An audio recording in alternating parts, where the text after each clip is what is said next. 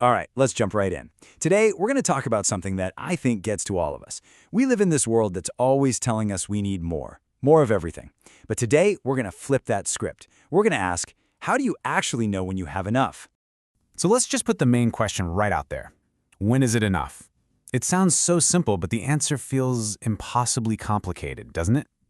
It's that little question that pops up after you buy something new or get a raise or hit some goal you set for yourself. When do we finally get to stop chasing? Okay, so here's where we need to kind of flip our thinking. Enough isn't a number in your bank account. It's not a bigger house or a certain title. It's a feeling. It's an internal state, a sense of being content. And that little shift in perspective, it changes everything. So you gotta ask, right? How did we even get here? In this first part, let's dig into the world we're all living in. A world that feels like it's practically designed to make us feel like we're always falling a little bit short. I mean, it's just relentless, isn't it? You've got the ads popping up, your social media feed, even just conversations with friends. The message is always there. Get more money, more stuff, even more experiences to post about. It's like we're on this endless treadmill of just wanting. And it's so easy to blame ourselves, to think, oh, I just need more willpower. But it's not that simple. It's not some personal failing.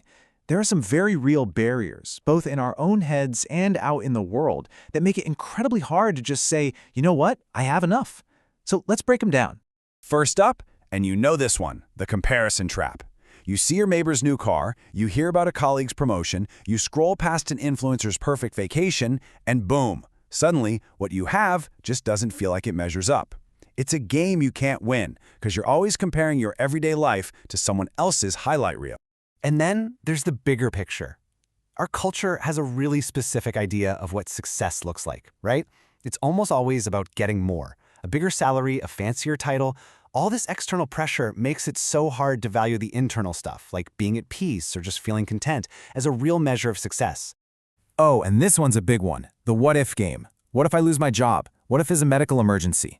That anxiety about the future pushes us to just stockpile everything we can, telling ourselves that there's no number high enough to protect us from every single thing that could possibly go wrong. And that fear, it leads us right into this mental trap. We start to confuse being truly safe with having an absolute abundance of everything. But here's the kicker. Infinite reserves don't exist. So we end up chasing this phantom, this impossible goal, which pretty much guarantees we'll never actually feel secure.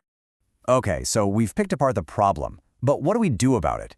Well, the good news is, feeling enough is a skill. It's something you can actually learn and practice. So let's get into a practical guide on how to do just that. So here are 5 things you can actually start doing. Number 1, figure out what you really value. Not what everyone else tells you to, but what truly matters to you. Number 2, just take a look around. Actively notice what you already have. Maybe try a little gratitude practice. 3, before you buy something new, just pause. Ask yourself, is this going to bring me real, lasting joy, or is it just a quick thrill? 4, ditch the comparisons. Seriously, maybe curate your social media a bit, or just be more aware of when you're doing it. And number 5, practice simplicity. It's not about having nothing. It's about choosing less, but better. Now, this part is super important, because when we talk about having enough, it can sound like we're saying, just give up. But that is not it at all. This isn't about being lazy or lacking ambition. It's the total opposite. It's about redefining enough as a source of personal power. So let's be really clear. Saying I have enough doesn't mean you have a lack of ambition. Absolutely not. What it does mean is that you're choosing to find balance and joy in your life right now. It's about getting off that hamster wheel and pursuing your goals without being a slave to them. And this quote just nails it perfectly. It's all about finding that sweet spot, that balance between working toward your goals and actually enjoying the life you've already built. It's not one or the other. You can be ambitious and content. You can strive for more while appreciating the heck out of the journey. So, I want to leave you with one final thought to really chew on. Forget about everybody else for a second. Just ask yourself, when was the last time you personally genuinely felt, you know what, this is enough? And what did that feel like? Because that feeling, well, that's the whole point.